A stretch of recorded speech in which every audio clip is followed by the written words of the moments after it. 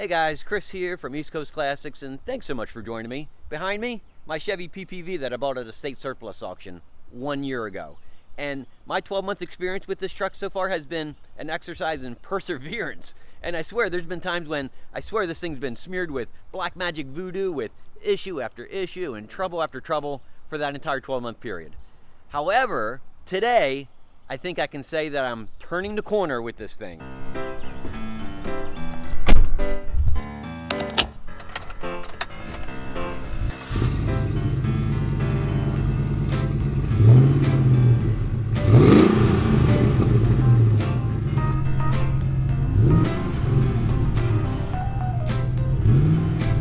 If you don't know the history of this truck, I bought this at a state surplus auction, had a broken engine. I sent it right to the shop where it spent 6 months getting a cam and lifter, oil pump, bunch of other new parts, headers, exhaust, and tune.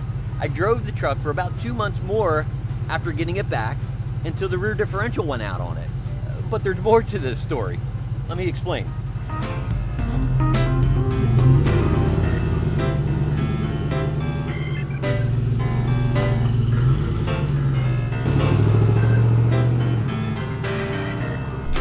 That piece I shared about voodoo and black magic being smeared on this thing, it's real. I mean, despite all the mechanical problems and how long it's taken to get everything done. Recently, I got pulled over by the police. Now, I haven't been pulled over in years, more like 20 years. And it wasn't from doing anything outrageous. I wasn't doing a burnout, speeding, or being obnoxious or reckless. I was simply sitting at a red light. Sitting at a stoplight, a police pulls up on side of me, sees the car, here's the exhaust, decides to run the plates, and that's when it comes back as a mismatch. And that's when I get pulled over. And what I find out is that when I registered this truck at the DMV, I got my license plate, but my license plate number did not match my registration number.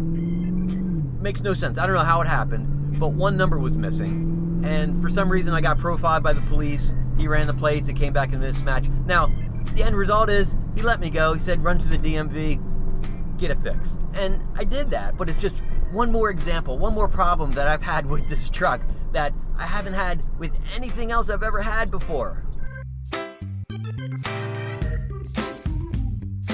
Despite all that, the real purpose I bought this truck a year ago at auction was to make this the new family hauler. And I've been utterly disappointed that I haven't been able to fulfill that goal, that dream, or that desire I've had with this until recently. You see, I got an email from Ron Paker, a subscriber, who found a Craigslist ad for a fella near me in here in Delaware selling a third row seat for a reasonable price. I get in touch with the guy who's selling the seats. His name is Andrew. He said he used to own a Tahoe. He sold the Tahoe, but he had taken the seats out and left them in his basement, forgot all about it, and he just found it and he wants to get rid of them. I meet up with Andrew, who ended up being a subscriber as well, which was interesting. We strike up a deal. I buy the third row. Fantastic bargain.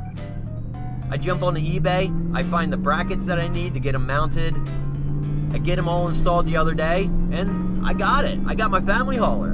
And so today is going to be the first family trip I get to take in the Tahoe with the kids. But first, before we do that, I got to gas up.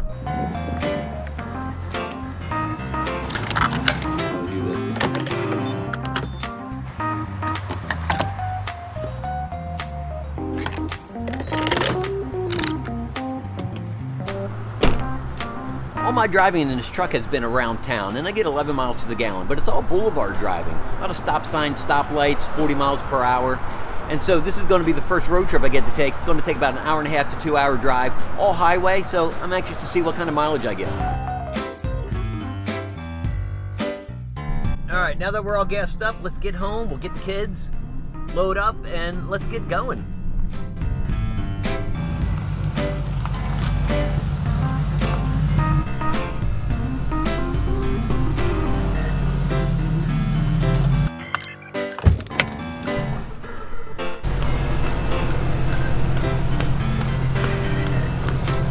What do you think? I don't like it. This family trip is to the Delaware Agricultural Museum in Dover, Delaware. Now, the state of Delaware is about 90 miles long, and Dover is right smack in the middle of the state. I'm in Wilmington at the top of the state, and it takes a little less than an hour to get to Dover. For being so small, the state has 3 distinct areas. The top third is city and suburbia, while the bottom 2/3 is mostly agriculture with corn and soybean fields, lots of poultry farms, and at the very bottom along the ocean is the beach and the resorts. There's a canal in the top third of the state that almost serves as a physical marker between the suburbs and the country. When I plan these family day trips, I always try to find places that are age appropriate, and what's fun for the younger two isn't always fun for the older two. But despite all the little battles along the way on the drive, I still love when we're all together. And I really appreciate how the older two, they still get involved and they embrace these trips even though they act like they really don't care. Come on, Grump. All right, let's go. This museum brings to life the rural heritage of Delaware and some of the technological advances made over the years, too. It's filled with hands-on displays for the kids in dairy making and textiles, weaving and spinning, woodworking. Get it! Squeeze!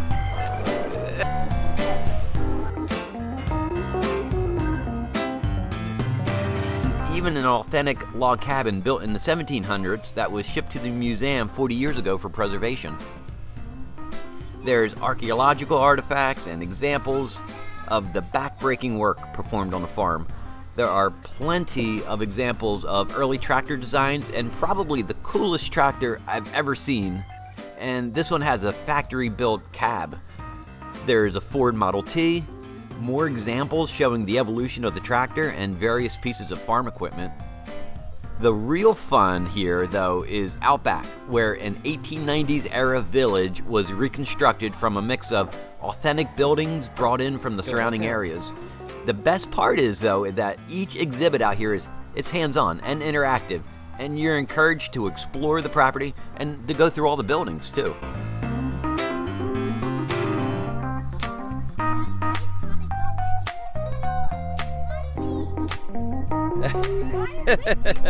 What are you doing?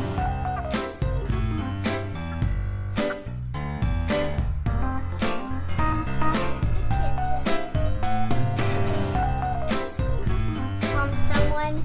Brains. But then.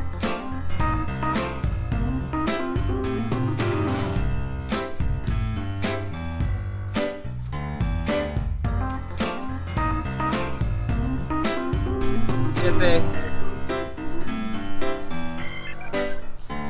I went into Lulu's pet. You did, you pet her? No. Then your job every single day. Drive laundry. What's that?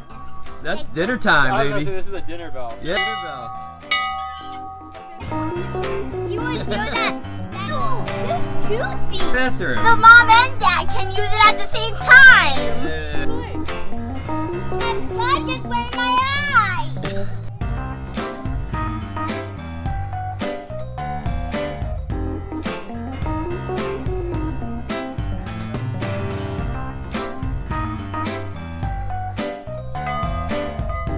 Time for school.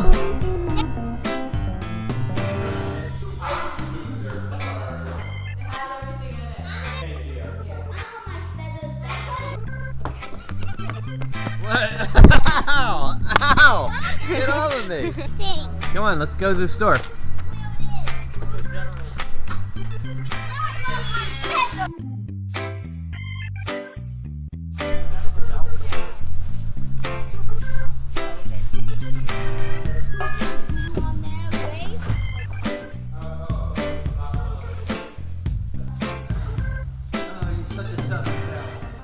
It was a whole lot of fun going all the way back to 1890 in this time warp, but it's time to jump back in the car and get back home.